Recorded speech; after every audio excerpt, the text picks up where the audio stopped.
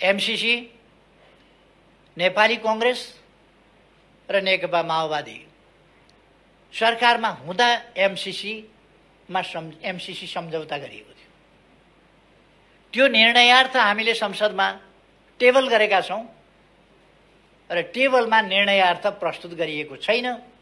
हामी त्यसको माग गरिरहेका छौं र त्यसरी सरकारले प्रस्तुत गरिसकेपछि निर्णयार्थ प्रस्तुत नगर्ने भनेको संवैधानिक कुनै अधिकार कसैसँग हुँदैन, त्यो गर्नै पर्ने हुन्छ। तर संविधानै नमान्ने, जिद्दी गर्ने त्यो प्रवृत्ति हामी झेलिरहेका छौं।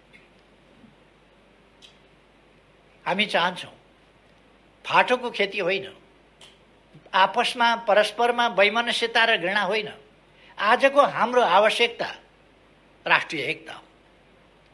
अनेकतालाई हटाएर, विमतिलाई हटाएर, दूरीलाई हटाएर निकटता कायम गर्ने, अनेकतालाई एकतातर्फ ल्याउने यी प्रयासहरू र राष्ट्रिय एकता कायम गर्ने र हाम्रा सम्पूर्ण सामर्थ्य र शक्तिहरू देश विकासका निम्ति प्रयोग गर्नुपर्ने आजको आवश्यकता।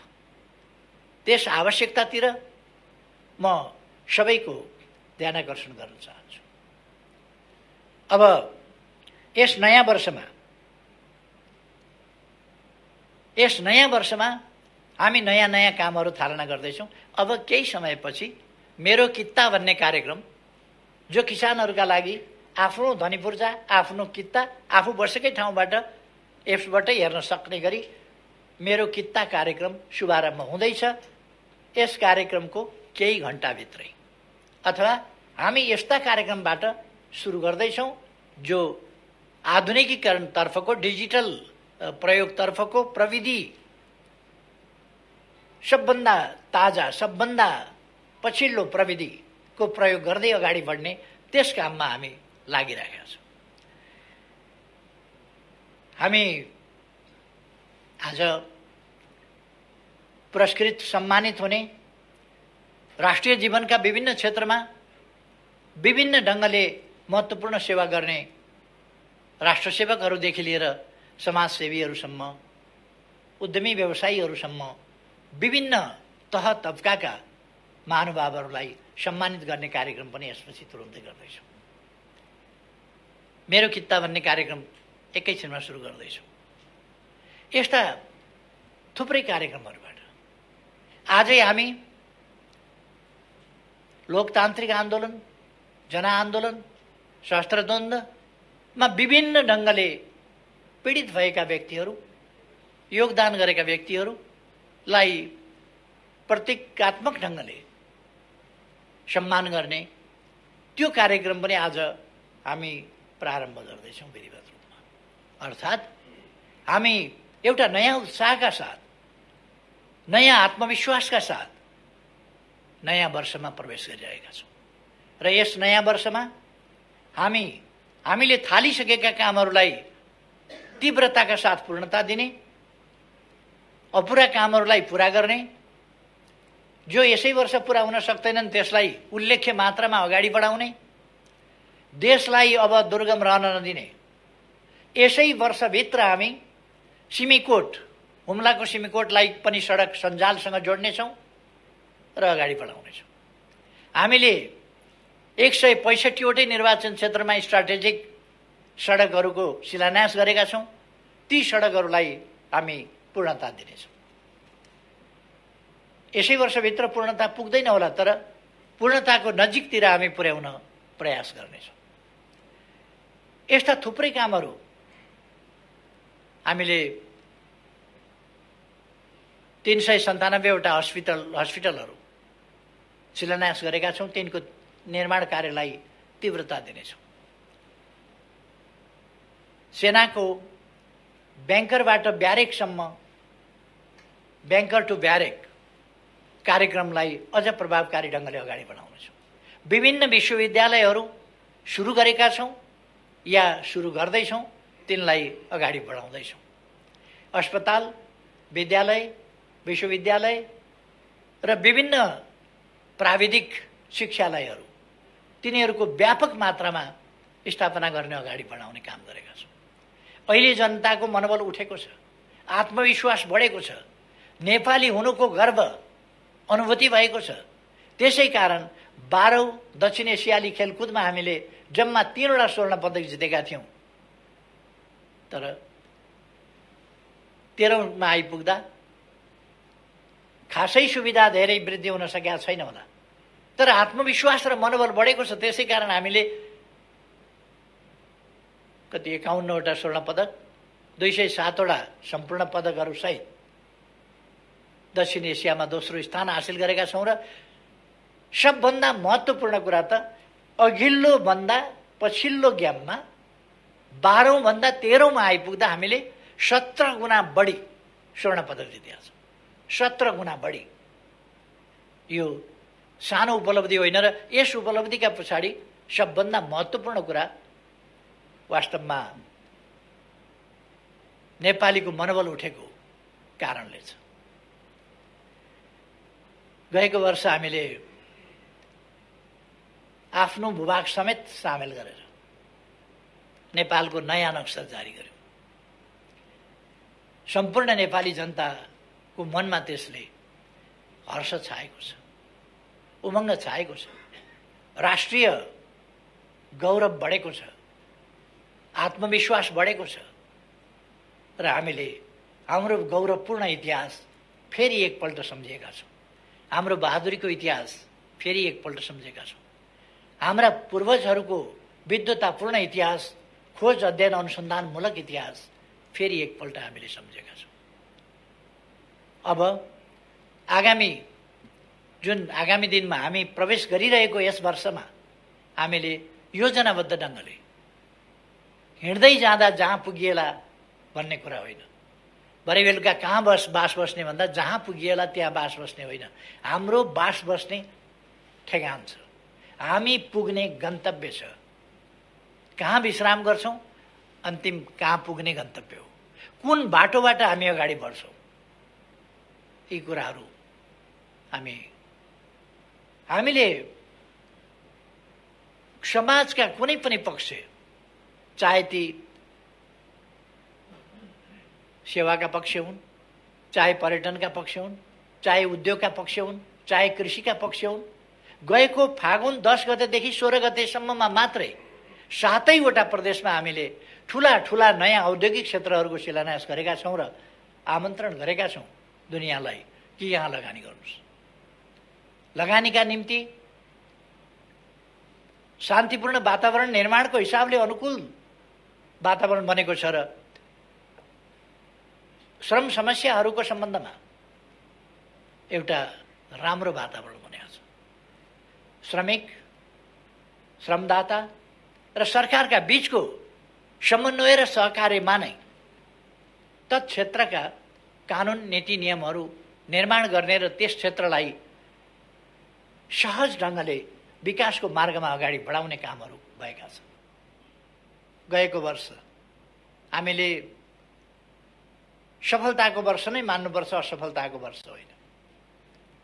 जसरी त्यसभन्दा अघिल्लो वर्ष हामीले राजनीतिक हिसाबले पृथकतावाद र पृथकतावादी सोचलाई देशबाट अन्त्य गरेर राष्ट्रिय एकतातर्फको एउटा महत्त्वपूर्ण सफलता हासिल गरेका थियौँ। संविधानको सर्वस्वीकार्यताको सन्दर्भमा महत्त्वपूर्ण पाइला चालेका थियौँ र सफलता प्राप्त गरेका थियौँ। यस वर्ष हिंसाको बाटो लिइरहेको समूहलाई शान्तिपूर्ण राजनीतिको मूलधारमा फर्काउने सफलता प्राप्त गरेर हामीले अर्को सफलता प्राप्त गर्यौँ कि अब देशमा हिंसाको राजनीति छैन, अर्थात् राजनीतिलाई हिंसाको माध्यमबाट आफ्ना उद्देश्य प्राप्त गर्ने तरिका अवलम्बन गर्ने कुनै समूह छैन। अर्थात् अब राजनीतिक अभिष्ट संवैधानिक र शान्तिपूर्ण राजनीतिको मूलधारबाटै प्राप्त गर्न सकिन्छ। वास्तवमा अब जनतामा सार्वभौम सत्ता रहेको छ, जनता नै सार्वभौम सत्ता सम्पन्न हुन् र सम्पूर्ण राज्य शक्तिका स्रोत हतियार वा अरू कुनै चिज होइन, हिंसा होइन, जनता जनताको मन र जनताको अभिमत त्यो नै वास्तवमा राजनीतिको निर्धारक तत्त्व हो र त्यसैबाट जनताको सार्वभौम सत्ता वास्तविक अर्थमा प्रतिबिम्बित हुन्छ। त्यसर्थ यस सन्दर्भमा हामीले ठुला सफलताहरू प्राप्त गरेका छौँ। गएको वर्ष नै हामीले नयाँ नयाँ कामहरू गर्यौँ। पहिले केही मात्रै सभागृहहरू थिए। 77 सालमा धेरै सभागृहहरू बने, सुचारू भए। हामीले लुम्बिनीमा 5000 क्षमताको सभागृह, ध्यान केन्द्र, त्यसको निर्माण कार्य सम्पन्न गरेका छौँ। गोदावरीमा निर्माण कार्य 3000 क्षमताको सभा हलको, त्यसको पनि सकिसकेका छौँ। अरू थुप्रै ठाउँहरूमा सभा हलहरू नत्र भने पहिले पोखराको सभा हल, यो राष्ट्रिय सभागृह, प्रज्ञा प्रतिष्ठानको सभा हल लगायतका केही र अन्तर्राष्ट्रिय सभागृह यति मात्रै थिए। यस ठाउँमा अब थुप्रै सभागृह भएका छन्। हामी कहाँ 70 वर्ष अघि ठुलो परिवर्तन भयो। हामी नयाँ युगमा प्रवेश गर्यौँ। वास्तवमा भन्ने हो भने जनप्रतिनिधित्वको युगमा पुग्यौँ। तर जनप्रतिनिधित्वको युगमा आइसक्दा पनि हामीले जनप्रतिनिधिहरू सामेल हुने सर्वोच्च संस्था निर्वाचित गरे पनि त्यो सर्वोच्च संस्था बसेर छलफल गर्ने, निर्णय गर्ने, देशका बारेमा, जनताका बारेमा, देश र जनतालाई कसरी सुविधा पुर्याउने, कसरी अगाडि बढाउने भन्ने सम्बन्धमा निर्णय गर्ने थलो सर्वोच्च विधायिका भवन, संसद भवन हामीसँग थिएन। गत वर्ष नै हामीले संसदीय भवनको कामलाई अगाडि बढाएका छौँ र त्यो हाम्रो नजिकै निर्माण भइरहेको छ। यस्ता थुप्रै निर्माण कार्यहरू सम्पन्न भएका छन्। हामीले थुप्रै जनतामा आशा जगाउने कामहरू गरेका छौँ। कतिपय कोणहरूबाट केही पनि भएन, केही पनि भएको छैन भन्ने हल्ला चलाउने, जनतालाई निराश बनाउने, जनतामा असन्तुष्टि भड्काउने प्रयासहरू भइरहे पनि सरकार त्यसबाट किञ्चित विचलित भएन। हामीले आशा जगाउने कामहरू, जनतामा आशा जगाउने कामहरू र सरकारका क्रियाकलापहरूप्रति भरोसा जगाउने कामहरू र भविष्यप्रति आशा र विश्वास जगाउने कामहरू लगातार गर्यौँ। हामीले बाटाहरूको सन्दर्भमा भन्ने हो भने थुप्रै बाटाहरू, दिनमा 5.5 किलोमिटर भन्दा बढी बाटो, प्रतिदिन 5.5 किलोमिटर बाटो बनेको छ यस बीचमा। र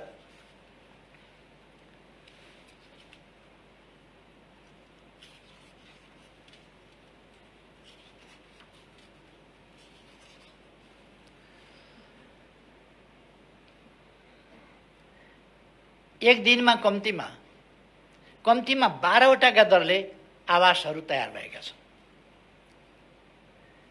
विभिन्न 8 प्रकारका सामाजिक सुरक्षा भत्ता पाउनेको संख्या 30,60,000 भन्दा बढी छ। हामीले सामाजिक सुरक्षा भत्ता महिनाको 100बाट सुरु गरेका थियौँ। त्यो 100बाट सुरु गरेको, महिनाको 100बाट सुरु गरेको भत्ता आज दिनको 100मा पुगेको छ। र मैले अस्ति नै भनिसकेको छु, अब आगामी दिनमा आउँदो बजेटबाट त्यो सामाजिक सुरक्षा भत्ता अझ बढी वृद्धि गरिनेछ। त्यो कुरा मैले बताएको छु।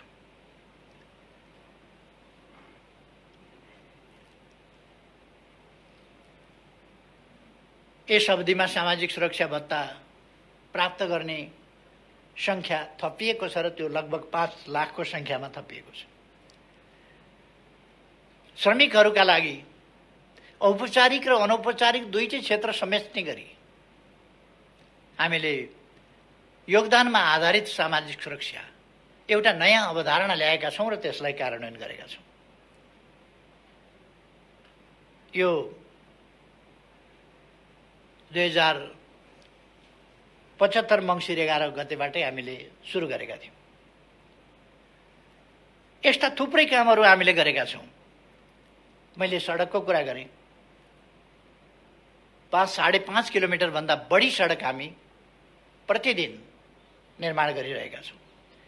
हरेक दिन कम्तीमा एउटाभन्दा बढ्ताका दरले झोलुङ्गे पुल, हरेक दोस्रो दिन कम्तीमा एउटा सडक पुल, हरेक तेस्रो दिन एउटा ग्रामीण सडक पुल यस ढङ्गले निर्माण गरेको छ। पूर्वमा जाने हो भने भद्रपुर गलगलिया मेची खोलामा पुल बनेको छ। पश्चिममा जाने हो भने गड्डा चौकीमा पुल बनेको छ महाकालीमा। पूर्वदेखि पश्चिमसम्म हामीले नदी करिडरहरू, महाकाली करिडरदेखि लिएर कोशी करिडरसम्म विभिन्न करिडरहरू निर्माण गरेका छौँ। विभिन्न नाकाहरू खोलेका छौँ।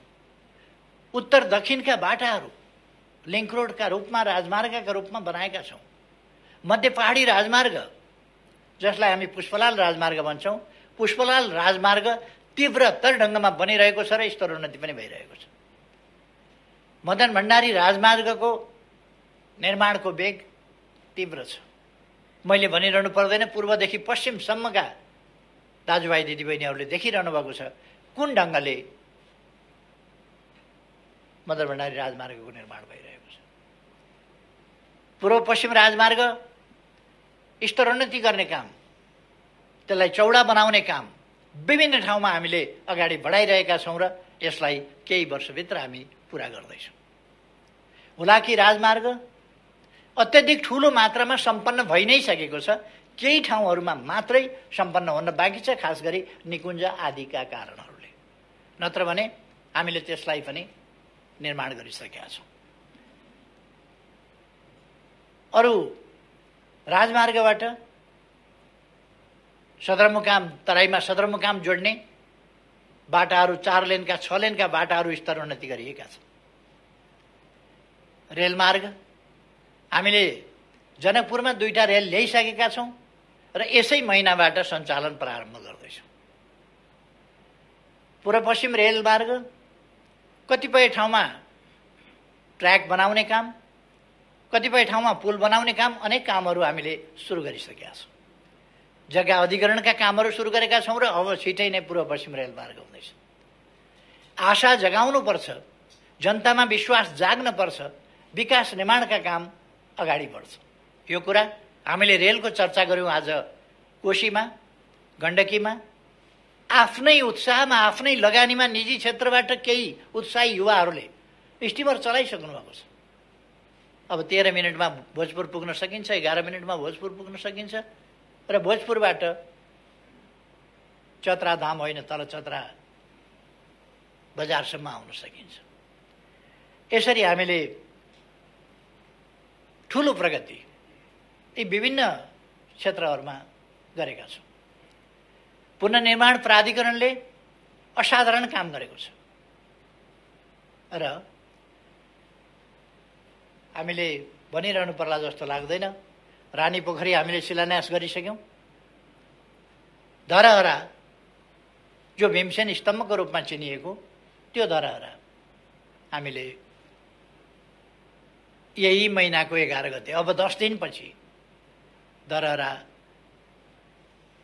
लिफ्टबाट बालबालिका, ज्येष्ठ नागरिक समेत लिफ्टबाट सूर्य माथि जान सक्ने र त्यसको कौशीबाट वरिपरि काठमाडौँको दृश्यावलोकन गर्न सकिने एउटा उपहारको रूपमा फेरि नेपाली जनता समक्ष हामी लोकार्पण गर्दैछौँ 11 गते। यस प्रकार विभिन्न प्रकारका कामहरू हामीले हवाई मैदानहरूको स्तरोन्नति गरेका छौँ। नयाँ हवाई मैदानहरू निर्माण गरेका छौँ। कतिपयलाई राति नचल्ने ठाउँबाट राति चल्ने बनाएका छौँ, कतिपयलाई विस्तार गरेका छौँ। त्रिभुवन अन्तर्राष्ट्रिय विमानस्थल कसैले पनि विदेशीहरू आउँदा अहिले पहिले आएका विदेशीहरूले भन्छन् त्रिभुवन अन्तर्राष्ट्रिय विमानस्थलमा झर्ने बित्तिकै नयाँपन अनुभव हुन्छ। त्यसपछि काठमाडौँ छिर्ने बित्तिकै नयाँपन अनुभूति हुन्छ। अर्थात् हामीले समयलाई प्रतिकूलताका बीचमा पनि खेर जान दिएका छैनौँ। थुप्रै विद्यालय भवनहरू निर्माण गरेका छौँ।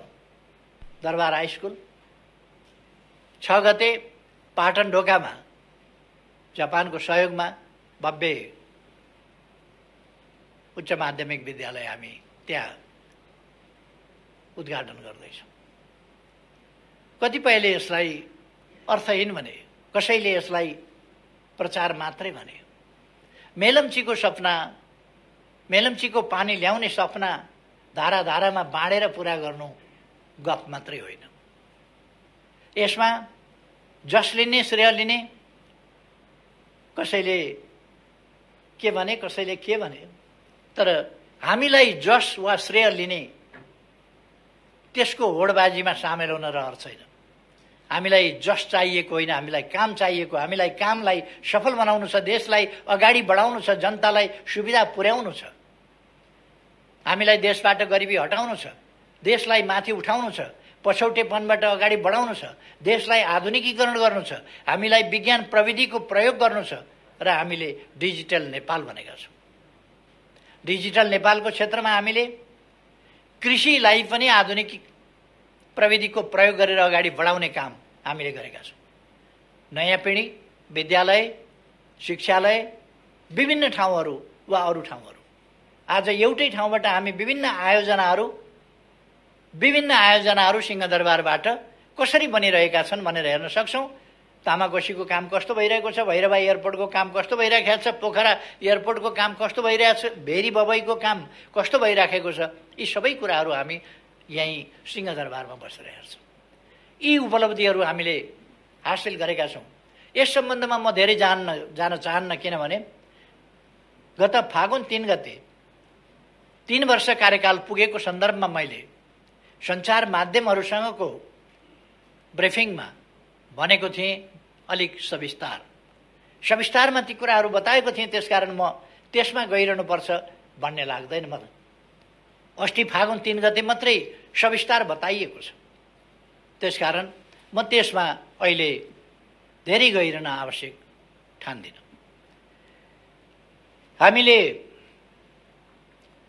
पर्यटन क्षेत्र समस्याग्रस्त भएको देखेका छौँ र अब आगामी दिनहरूमा हामी पर्यटन क्षेत्रका कमीहरूलाई, त्यसलाई कसरी पुनरुत्थान गर्न सकिन्छ, पर्यटन क्षेत्रको र पर्यटन क्षेत्रलाई प्रभावकारी ढङ्गले अगाडि बढाउन सकिन्छ, त्यसमा ध्यान दिनेछौँ।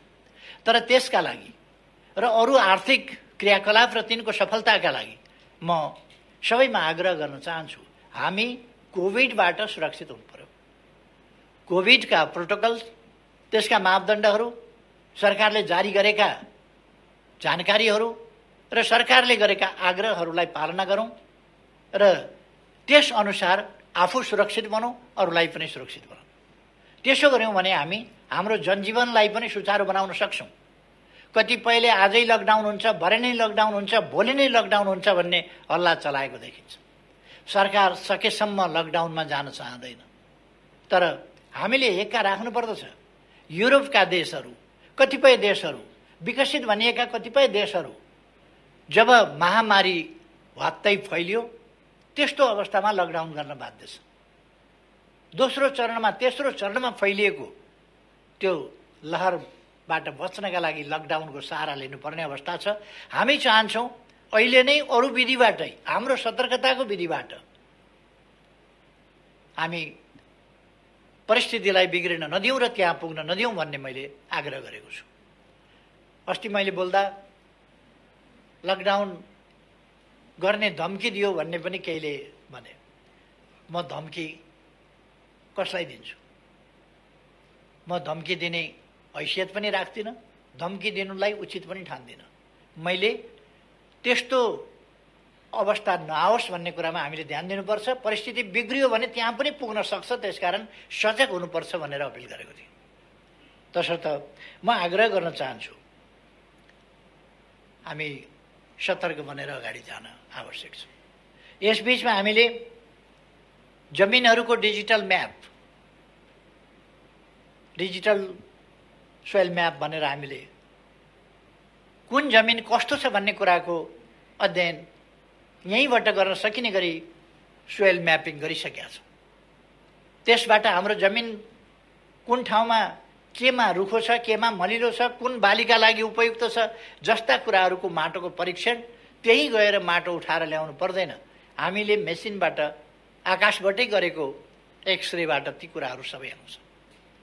हामीले डिजिटलाइज गरेका छौँ मालपोत कार्यालयहरू, थुप्रै ठाउँहरूलाई हामीले डिजिटलाइज गरेका छौँ। नागरिक एप्स बनाएका छौँ। मैले अघि नै भने 77 साल असफलताको वर्ष होइन, त्यो राजनीतिक हिसाबले होस्, आर्थिक हिसाबले होस्, त्यसै गरेर सामाजिक क्षेत्रमा पनि यो सफलताको वर्ष रहेको छ। हामीले सडक बालबालिकाहरू यो 2078 सालभित्र सडक बालबालिका, सडक मानव र सडकमा भिक्षामदेही भन्ने स्थिति अन्त्य गर्ने त्यो कुराहरू पुरा गर्छौँ भनेर भनेका छौँ। अहिले नै 77 सालमै हामीले क्याम्पेन चलाएर, अभियान चलाएर सडक बालबालिका र सडक मानव नरहेको स्थिति बनाइसकेका छौँ। पूर्ण रूपमा हामी यस सालभित्र त्यो गरिसक्छौँ। जो बालबालिकाले अभिभावक गुमाएका छन् त्यस्ता बालबालिकाको अभिभावक सरकार छ। जो ज्येष्ठ नागरिकहरूले सहारा गुमाएका छन् उनीहरूको सहारा सरकार छ। जसले विभिन्न कारणले भिख मागेर हिँड्नु पर्ने स्थिति सिर्जना भएको छ, त्यो स्थितिको अन्त्य गर्न र वास्तविक अर्थमा त्यस्तो अवस्था छ भने त्यसलाई अन्त्य गरेर एउटा सम्मानित जीवन बाँच्न पाउने त्यस स्थितिको निर्माण सरकारले गर्छ भनेर हामीले भनेका छौँ। छाउपडी होस्, बोक्सी होस्, यसका विरुद्ध हामीले अभियान चलाएका छौँ। एसिड आक्रमणका विरुद्ध हामीले अध्यादेश, त्यो जरुरी कुरा बन्यो, समाजले त्यसमा सरकारको बढी ध्यानआकर्षण पनि गर्यो।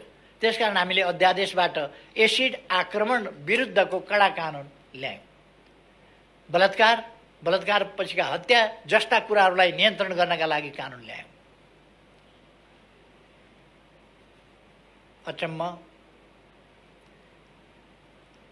लडेर ल्याएको संसद, मुद्दा लडेर ल्याएको संसद चल्न नदिएर, संविधानले भनेको पहिलो दिन प्रस्तुत गर्न पर्ने अध्यादेश संसदमा प्रस्तुत गर्न नदिएर एउटा अप्रिय र अशोभनीय स्थितिको निर्माण भएको छ। ती कामहरूलाई आगामी दिनमा हामी अझ तीव्रताका साथ अगाडि बढाउनेछौँ। म यस घडीमा सम्पूर्ण दाजुभाइ दिदीबहिनीहरूलाई विभिन्न प्रकारका हल्लाहरूका पछाडि नअल्मलिन, राष्ट्र निर्माणका काममा ढुक्कले आत्मविश्वासका साथ अगाडि बढ्न, निराशा जगाउन खोजिएका प्रयासहरूलाई अस्वीकार गर्न र आशावादिता आफूमा लिएर अगाडि बढ्न सबैमा हार्दिक आग्रह गर्न चाहन्छु। हामी सबैको निष्ठा देशप्रति, देशका जनताप्रति, हामी सबैको निष्ठा मानव जातिको सर्वोपरि हितको रक्षाप्रति। हामीले अन्तर्राष्ट्रिय क्षेत्रमा हाम्रा राष्ट्रिय हितहरूलाई रक्षा गर्दै, तिनीहरूलाई सम्वर्धन गर्दै र हामीले भनेका छौँ राष्ट्रिय हितको प्रश्नमा जहिले पनि न्यायोचितता र अन्तर्राष्ट्रिय उत्तरदायित्व, यी पक्षहरूलाई हामीले बिर्सनु हुँदैन। न्याय बिनाको या न्यायरहित राष्ट्रिय हित राष्ट्रिय अहङ्कार हुन सक्छ अथवा अन्यायपूर्ण राष्ट्रिय हित हुन सक्छ। त्यस कुरामा हामी सजग हुनुपर्छ। हामी आफू पनि न्यायसहितको र अन्तर्राष्ट्रिय उत्तरदायित्व सहितको, शान्तिको पक्षको, न्यायको पक्षको, विकासको पक्षको, समानताको पक्षको यस्तो अन्तर्राष्ट्रिय सम्बन्धको पक्ष पोषण गर्छौँ र अरू सबै विश्वसँग पनि हामी त्यही अपेक्षा गर्छौँ। विश्वलाई शान्ति आवश्यकता छ, विकासका निम्ति शान्ति आवश्यकता छ, मानवीय सुखका निम्ति, निर्भय वातावरणका निम्ति, अमन चयनका निम्ति शान्तिपूर्ण वातावरण आवश्यक छ। त्यसकारण हामीले शान्तिपूर्ण वातावरण अरू कसैले निर्माण गर्ने होइन, दुनियाँका विभिन्न देशका नेतृत्ववर्गले यसमा गम्भीरताका साथ सोच्नु पर्दछ। अबको विश्वलाई हामीले भयमुक्त विश्व, त्रासमुक्त विश्व, समानतायुक्त विश्व, मानिसले सम्मानजनक जीवन जिउन पाउने विश्व, जैविक र मानवीय आवश्यकताको न्यूनतम न्यायोचित परिपूर्तिबाट प्रारम्भ गरेर सम्पूर्ण आवश्यकताहरूको यथोचित न्यायोचित परिपूर्ति र सुरक्षित र सम्मानित जीवन, यस्तो विश्व बनाउनका निम्ति म आग्रह गर्न चाहन्छु। हामीले हाम्रो सामाजिक जीवनका कुनै पनि क्षेत्रलाई छोडेका छैनौँ, बिर्सेका छैनौँ भनेर मैले भने। चाहे अपाङ्गता भएका व्यक्तिहरूको सन्दर्भ होस्, अशक्तता भएका व्यक्तिहरूको सन्दर्भ होस्, अथवा सामाजिक जीवनका अरू क्षेत्रहरूको, युवाहरूका भावनाको कुरा होस्, युवाहरूका समस्याहरू समाधानको कुरा होस्, त्यसप्रति सरकार सजग छ र सजगताका साथ युवा शक्तिलाई साथ लिएर अगाडि बढ्न चाहन्छ। हिजो द्वन्द्वका कारणले गाउँ बस्न सकेनन्, हिजो द्वन्द्वका कारणले सहर आएर पनि धर भएन, जीविका चल्ने स्थिति भएन र विदेश जाने एउटा सिलसिला सुरु भयो र त्यसले लहरको रूप लियो। अब आज त्यस्तो अवस्था होइन।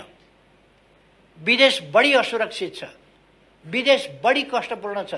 त्यसकारण हामी देशभित्रै बसौँ, देश निर्माणका काममा जुटौँ, उपलब्ध रोजगारीका अवसरहरू प्रयोग गरौँ र उपलब्धको प्रयोग गरौँ, उपयुक्तको खोजी गरौँ। सरकार रोजगारीका अवसरहरू युवाहरूलाई उपलब्ध गराउन चाहन्छ र उपयुक्त रोजगारीका अवसरको खोजी गर्दै ती पनि उपलब्ध गराउन चाहन्छ। त्यसकारण म आग्रह गर्न चाहन्छु हाम्रो युवा समुदायसँग, जो रोजगारी उपलब्ध छ त्यसको प्रयोग गरौँ। उपयुक्त प्रकारको रोजगारी यो होइन भन्ने ठानिएको छ भने त्यो क्रमशः उपलब्ध रोजगारीको प्रयोग गर्दै जाँदा हामी त्यसलाई प्रयोग गर्न प्राप्त गर्न सक्छौँ र भोलि देशको विकाससँगै रोजगारीका अवसरहरू, रोजगारीका अवसरसँगै देशको विकास अन्योन्याश्रित ढङ्गले अगाडि बढ्नेछ। हामी ओलाङचुङ गोलाको बाटोबाट तिब्बत जोड्ने कुरा होस्, किमा थाङ्खाको बाटोबाट तिब्बत जोड्ने कुरा होस्, दक्षिणतर्फ त हामीले बाटाहरू जोडेका छौँ, थुप्रै पुलहरू निर्माण गरेका छौँ। अब डुबानका समस्या हामी समाधान गर्दैछौँ। हामी चाँदनी दोधारामा 10 क्युमेक्स पानी लगेर शारदाको ब्यारेजबाट पानी, त्यहाँको टनेलबाट, शारदाको टनेलबाट, क्यानलबाट पानी उपलब्ध गराउँदैछौँ। त्यसर्थ म आशावादिताका साथ अगाडि बढौँ भन्छु। सुनकोशी मरिन डाइभर्सन हामीले शिलान्यास गऱ्यौँ, 31 मेगावाट विद्युत समेत त्यहाँबाट निस्किँदैछ। र मैले भनेको छु, जब हामी सुनकोशीमा ड्याम बाँध्न थाल्छौँ, सँगसँगै अरू सबै काम थालिनुपर्छ र सुनकोशीको ड्याम पुरा भएका दिन सुरुङ पनि तयार भइसकेका हुनुपर्छ, पावर हाउस पनि तयार भइसकेका हुनुपर्छ, पावर हाउसबाट निस्किएको बिजुली बोक्ने ट्रान्समिसन लाइन पनि तयार भइसकेका हुनुपर्छ, बागमतीमा बाँध पनि बाँधिसकेका हुनुपर्छ र त्यो बाँधेको बाँधबाट खेतसम्म पानी लाने नहर पनि खनिसकेका हुनुपर्छ। यो तालमेलका साथ काम अगाडि बढेको हुनुपर्छ भनेर मैले निर्देश पनि गरिसकेका छु। यसले मैले पहिले प्रदेश नम्बर 2 को प्रदेश सभालाई सम्बोधन गर्दा भनेको थिएँ कि हामी सुनकोशीको पानी पहाड पाल पारेर त्यहाँ सुरुङ खनेर मरिनमा झार्नेछौँ र सिँचाइ गर्नेछौँ। 1,85,000 बिघा, त्यसबाट बारा, रौतहट, सर्लाही, महोत्तरी, धनुषाका 1,85,000 बिघा जमिन त्यसले सिँचाइ गर्दैछ। अर्को आयोजना हामी सुरु गर्दैछौँ त्यहाँ सुनकोशी कमला डाइभर्सन, जसबाट 1,70,000 बिघा थप सिँचाइ हुनेछ। अर्थात् तराईको मोटामोटी सिँचाइको समस्या पुरा हुनेछ, त्यसलाई हामी पुरा गर्नेछौँ र कृषिको आधुनिकीकरणमा यसले ठुलो योगदान पुर्याउनेछ। तमर चिस्याङ नौमुरे जलविद्युत आयोजनाबाट त्यो बहुद्देश्य आयोजनाबाट गरिने कपिलवस्तु लगायतको सिँचाइको प्रबन्धदेखि लिएर अरू थुप्रै कामहरू भेरी बबई तयार हुने लागेका छ। र हामी बाटा निर्माणहरूको सन्दर्भमा पनि, सडक निर्माणको सन्दर्भमा पनि र आवश्यकता परेमा अरू प्रकारका पनि फास्ट ट्र्याक अगाडि बढिरहेको छ र त्यहाँ पनि लामा लामा 2टा टनेल बन्दैछ।